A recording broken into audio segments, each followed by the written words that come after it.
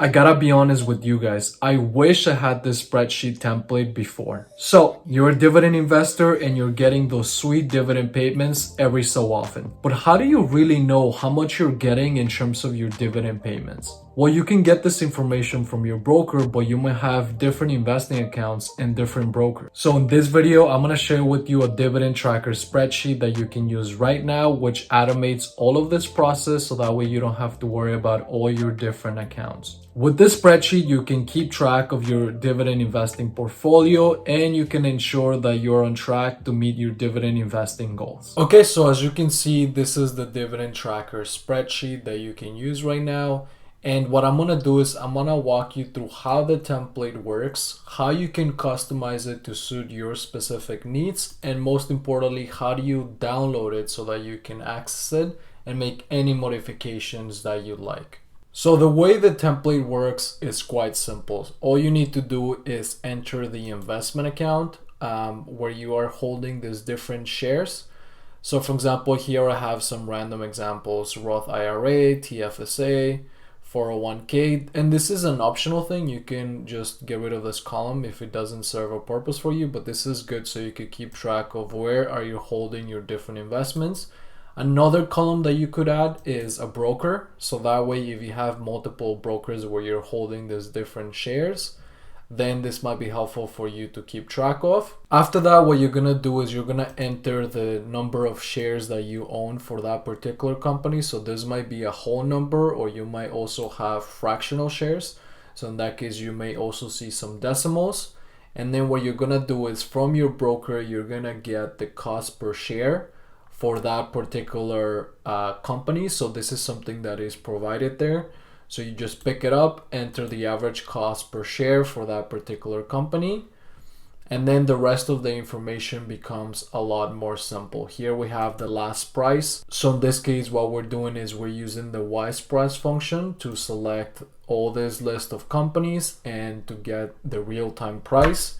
The cool thing about this, and you can see how the function works a little bit, we have more tutorials on our channel that you can check out.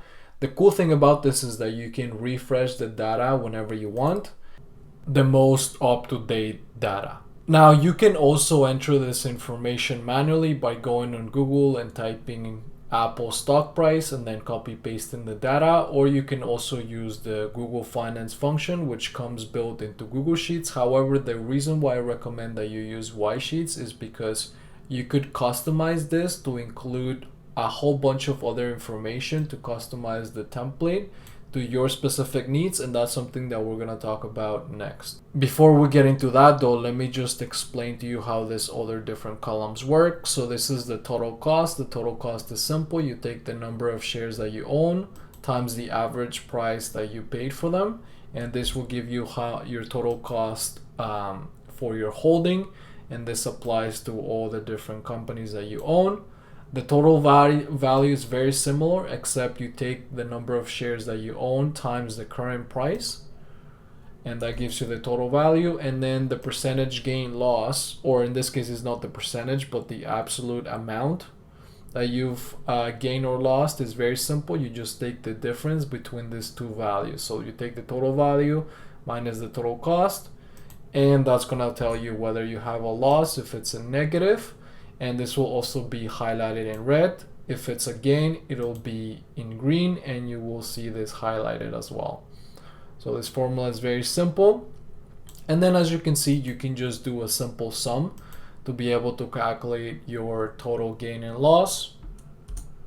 For the dividend yield, this is where Y Sheets really starts to pay off. So you can see what the annual dividend yield is for particular companies. The way this works is quite simple. So you take the company ticker, you select dividend yield as the parameter of the function. So here I'm going to show this. And then as for the period, TTM is the best because this actually returns the current dividend yield based on the latest stock price and the dividend payments made by the company. So in this case, you can keep track of your dividend yields and see, you know what, like this holding is pretty good, it's paying off with the high dividend yield. This right now is pretty low, etc. And then what it's also pretty cool is that you can get the TTM dividend, or the dividend the 4 last dividend payments made by the company, or you can also do this for ETFs as well. So the way that this works, this is a little bit more complex, but basically you use the WISE function, you enter the ticker, dividend as the parameter, and this gives you the last 4 dividend payments made by the company. So LQ is the latest quarter, LQ minus 1 is the previous quarter, and so on and so forth. And we wrap this within a sum function so that you can get the sum of the dividend payments, and that exactly gives you that. And then the same calculation is performed for the other companies. And then after that, we have this annual income. So this annual income, you can customize it. You can actually make the annual income based on the dividend payments that you've received for these companies. But in this case, just to keep things simple, what I did is I assumed that I owned the shares for quite a while. So what I did is I looked at the number of shares and multiplied that by the last 4 dividend payments. And that essentially gives you what you would have received in terms of your annual income. And then the same applies. You take the sum, and here's your annual income, and here's your total gain or loss. And altogether, you can sum them to get your total return, including the dividend payments that you've received and the unrealized gain or loss from your portfolio holdings. Now what we're going to do is we're going to dive deeper into how you customize the dividend tracker spreadsheet. So the first thing that we're going to do is add another transaction. So the best way to do this is to just click insert row above, and you can also insert multiple rows. And then here, let's say that we're going to make another 401k investment. Let's say that the company that we bought was Visa, so the ticker is V. The number of shares that we got were 20.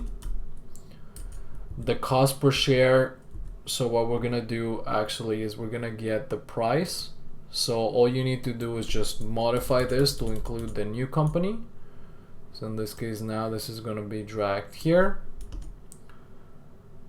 And now the price is gonna adjust the total cost. So this is a formula, so we're just gonna drag it, drag this, same thing here, here, here, and here. Now the most important is the cost per share, so we're gonna base it on the last price. Let's say that we got a good deal and we paid $210 per share. So there you go. Now we've added another company, and you can also just copy paste the formatting if you want to keep things consistent. So in this case, we're just gonna do this, file, paste special, and then format only. So the numbers are the same, but now we have the same formatting. The last thing that I want to show you before I show you how to get the dividend tracker spreadsheet template, it's quite simple. So what we're going to do is we're going to add new metrics. So one of them is going to be the EPS, and the other one is going to be the PE of the company. So the way that this is going to work is we just copy paste this to keep the formatting. This is going to be the PE, and this is going to be the EPS. And now all we need to do is with the WISE function, we're going to enter this as a symbol, parameters, we're going to enter this too. And then we're going to enter TTM. So this is going to give us the latest PE ratio and EPS. And as you can see, we get the values. The other thing that we want to do is to keep the format consistent. So we're going to do this. And now we just have to ensure that we can keep this formula. So we're going to lock this in. And now we can just drag it down for all the companies. And there you go. What's going to happen is that now we've added the PE ratio and the EPS to our dividend tracker spreadsheet.